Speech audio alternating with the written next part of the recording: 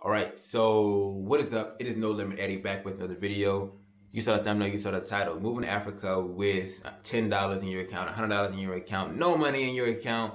Is it possible to do it? Let's talk about it. So first and foremost, subscribe to the channel if you're not subscribed already. Hit the like on today's video and also drop me a comment in the comment section below. Now, people keep asking me about this topic. Last night I was live and somebody wanted to know if a friend, they have $5,000 saved and they have $841 in SSI every single month. Could they move to Africa? And so my answer to that was the same answer I'm going to give you in today's video, but I'm going to give it in more detail. So for everybody who asks me in future times, I'm just going to refer you to this video right here. You can move to Africa with no money and succeed beyond your wildest beliefs. You can move to Africa with a lot of money and fail quicker than you ever imagined you could. And these are the three things that kind of go into your success or failure here on the continent. It is your tolerance to risk, it is your ability to cash flow, and then it is your network that you have. So those are three things that matter the most when coming to Africa, not the amount of money saved, right? So first and foremost, risk tolerance, your tolerance to risk. How much could you risk in your day-to-day life and still feel comfortable? How much, and your ability to risk comes down to confidence, and confidence comes down to faith. Faith comes down to your faith in the Most High and also your faith in yourself. The more faith you have in yourself and the more faith you have in the Most High, the easier it is for you to take risk, right? Because you know, no matter what happens, you're going to take a W in the situation. If you can get to that level, like the apostles, where they walked through, they just went from town to town. They wasn't worried about, okay, where am I going to stay? What am I going to eat? They just, they lived their life, walked around and did what they needed to do. And they were provided for wherever they went, because the Most High made a way for them. Likewise, if you are somebody who wants to take on this journey of moving to a different country, moving to a whole other continent, it's going to require a level of faith in the Most High and also a level of faith within yourself. So your ability to take risk is all determined upon that. So risk, let's give you an example of risk, right? When I moved to, let me see. Now, when it comes to risk, I just made a video about this. You should already see it. It should already be out, but I'm gonna put it in the card right above. Is when you come out to Africa, you're removing yourself from all forms of safety nets. There is no longer Section 8, no welfare, no EBT. There is no shelters. There is no food banks. There is no friends or family. There usually is just you and the Most High. And you then have to figure out how you're going to make a play and balance and maneuver in that society without such safety nets that you're kind of used to having. How can you operate? How can you maneuver? That's super important. And so you got to take a lot of risk. Now, when I was coming out to Egypt, man, I had literally suffered so many losses, financial losses, in such a short period of time. It was absolutely ridiculous. I would say, so I went to LA in July, I think. I went to LA, maybe it was the end of June. I think I went to LA in the end of June and I got back in the beginning of July. It was a 6-day period. So within that month before, I basically spent $900 on a student visa, and that student visa basically was my whole hope of being able to stay in Tanzania for the next 2 years. That turned out to be a fraud. Within that time, I also had, my stimulus card delivered to my mom's house, which was like $1,400. She took it and spent it, didn't let me know that. Within that same time, because of that, I just was very frustrated. And I wanted to go ahead and rectify all these certain situations so a situation like that wouldn't come up again. So, I ended up spending around another $2,000 to go on flights, COVID tests, things like that, just to go to LA. Then when I was in LA is expensive, so I had to still buy food and gas for my car. So you could add up how many thousand, and then I still had to pay for my living expenses in Tanzania. I couldn't just stop paying for my living expenses in Tanzania. So you can imagine how much money that I lost in such a short period of time and how drastically that affected. And then I lost the stream of income when I went back to the States as well. So I took a lot of losses during that point in time. It was absolutely ridiculous. And so when I ended up coming out to Egypt, I came out to Egypt about a month after I got back to Tanzania, and my account was like, no, calm down. Because I moved to Egypt, so I didn't have to pay for flights to Egypt. I had to pay for my dog and the cat to come to Egypt. I had to pay for my apartment here in Egypt. I had to pay for my visa here in Egypt. Yeah, so it was just a string of losses and then a whole nother relocation. So you guys can imagine how, and then I lost stream of income on top of that. So you guys can imagine how much of a stress I put on my account in such a short time, in such a short time frame. But it was a big risk, you know, in a way. But I'm gonna talk about in step 2 why it wasn't that scary of a risk for me to take. But your ability to take risks will determine a lot. It doesn't matter how much money you come out here with or how little you come out here with. It's about how much of a risk are you willing to take, pretty much.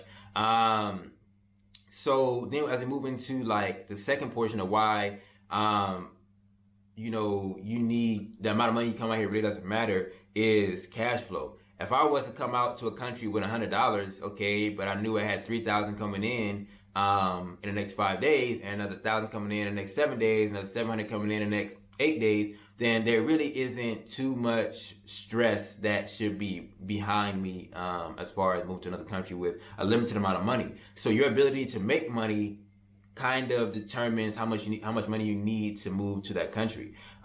Because if you got everything taken care of, let's say you pay for your flight, you pay for your housing, you pay for everything, and you have only a little bit of money left, but you know you're gonna have more money coming in, then it's not really that big of a stressing factor for you. It shouldn't be that big of a stressing factor for you as long as you can cash flow. Now, this is what concerns me about people who say, okay, I want to come here with SSI. I don't even know what SSI is still to this day. I can't even lie to you. I don't know if it's a form of government assistance like Section 8 EBT or what it exactly is. But what concerns me about people who come here are off of unemployment, who come here off of SSI, who come here off of credit cards and things like that, is what happens when the cost of living increases. What happens if you got your apartment and it's a set rate of $500 a month, but then the landlord says, you know, we got a lot of diaspora now, we're gonna raise it to $700 per month. Now what you have budgeted on living off of has significantly shifted and significantly changed. And so if you don't know how, and a part of cash flow, what I'm trying to say is, a part of cash flow is either being able to increase the amount of money you make or lower your expenses. One of those two, right? You have to do that from time to time. Like when I first came to Egypt, I had to significantly lower my expenses so that way I could re-up from all the losses that I took over the past basically 2 months, right? And risk tolerance goes into your ability to sustain losses and to continue to pursue and continue to push forward in that, right? I think one of the reasons why I really enjoy doing YouTube is I can really look back and tell people, like, at this point I was doing like this, at that point I was doing like that, and people can see the growth, people can see the story within the videos. But yeah, so many losses that I took within this time frame before moving to Egypt. So then when it kind of comes down to is your ability to be able to earn more income or your ability to be able to reduce the amount of money that you're spending. So if you are coming here off of some type of assistance, and I'm not trying to discredit, I don't know what SSI is. I'm not trying to discredit you like, oh, you on this and you on that. I don't know what it is fully. I'm not going to research it because I really don't care what it is because it's not important to me. You know what I mean? When I was in the States, I never cared about no 401k, never cared about no this disability, all this stuff. I'm like, rich people ain't worried about that. I'm trying to get to the rich levels, you know. Maybe people in the middle class worry about 401ks, but I'm trying to be, you know what I mean, where I can just go cash out in a Lambo, no problem. Like people like that are not worried about a 401k and things like that. So basically, what it comes down to is I'm nervous about people who come out here on those type of situations because I'm like, okay, is that a crutch? Like, do you have skills and the abilities to earn more income if the situation called for it or if the situation needed it? Do you, or you know, because I think a lot of those things to me are stigmatized because of the people that I was around associated with that was on some form of assistance. They never were really motivated or hungry for success. And so they were just complacent. And complacency on the continent of Africa is good in the beginning because you kind of can detox from the stuff in the States, but it's not good in the long term because, you know, things increase, situations will arise that will challenge you financially, that will challenge you mentally, that will challenge you spiritually. And so you gotta keep growing. If you're not growing, you're dying, right? And so you gotta keep going forward. And so if you're a person who is kind of easily complacent, easily okay in the same one place, it's going to be some challenges that's going to arise, and I'm scared about if you're going to be able to meet those challenges with the ferociousness needed to, you know, handle them and to conquer them and things like that. So risk is the first thing that goes into it. The second thing that goes into it is your ability to cash flow, either to make more money, like have more money come in, or the ability to reduce your expenses as well.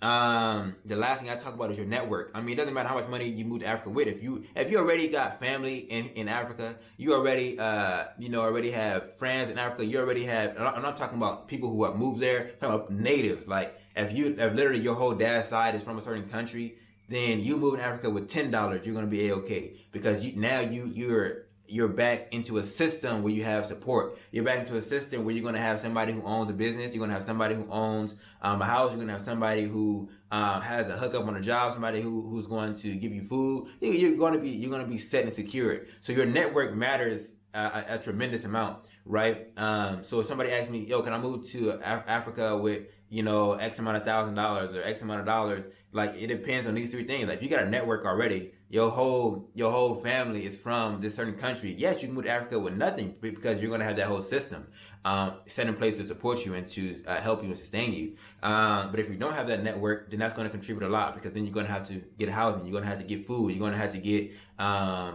income. You're gonna have to get all these things for yourself and on your own, and you're gonna get the foreign tourist price. And so, yeah, those three things I think matter more to me than about the amount of money you come into a country with, because those are things that's going to affect you a lot. So your ability to take risks, your ability to sustain losses, your ability to cash flow, your ability to make more money, or your ability to be able to reduce your cost of living. On top of that cost of living aspect, you have to not be bougie. You have to not be too picky. If you're too bougie and too picky and you only want to eat certain things, you only want to do certain things, you're going to put yourself in a disadvantage. You're going to put yourself in a undesirable situation, because you're going to be spending too much money just to continue to live a life. And it's like, if you want to continue to live that life, why did you come to Africa if you want to continue to live like an American?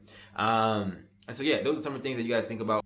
If you want to know how to cash flow, I suggest that you go ahead and hit the link in this video's description. I have a course in there. It's called 9 to 5 to Own Your Grind, teaching you how to earn money on the continent of Africa, right? I teach you guys basically my selling method on selling on a platform called Etsy, which is a pretty cool platform, because you can, with the business that I teach in the course, you can be able to run it from anywhere in the world, and you can turn it into a stream of passive income to where you don't really have to do too much work. It manages and automates itself. I suggest you guys check out that course. It is linked in the video description. See you guys in the next one. Y'all willing. Peace.